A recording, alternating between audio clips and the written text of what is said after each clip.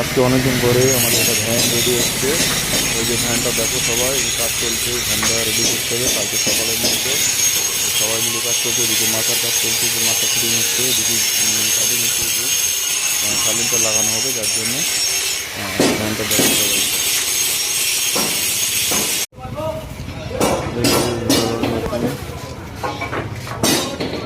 এরকম ধরবা, ঠিক আছে?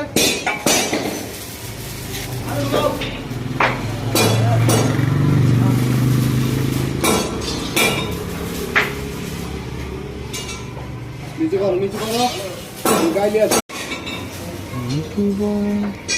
আরে ওই ঠিক আছে।